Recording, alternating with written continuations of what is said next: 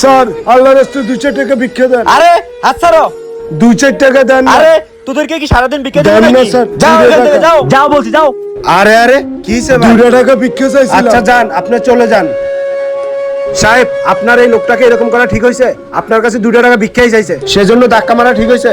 আরে ওরা সারাদিন এসে ভিক্ষা ভিক্ষা বলে টাকা চায় কেন? আচ্ছা, আপনি আমাকে 5 মিনিট সময় দিতে পারবেন? কেন কেন?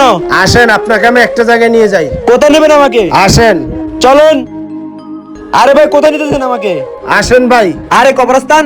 আপনি আমাকে কবরস্থানে দাঁড়িয়ে নিয়ে আসছেন কেন? সাহেব, এই একটা কবর, এই একটা কবর, কোনটা ধনীর কবর কোনটা গরিবের কবর আপনিই বলেন। আমি কি করে বুঝবো এখানে কোনটা ধনীর কবর কোনটা গরিবের কবর? সাহেব, মানুষ মরে গেলে কে ধনী কে গরিব কোনো ঠিক ঠিকানা থাকে না, সবাই মাটির সাথে মিশে যায়। আজকে আপনার টাকা আছে বলে গরিবদেরকে মানুষ বলে মনে করেন না। সাহেব, এখন এগুলো বন্ধ করে দেন।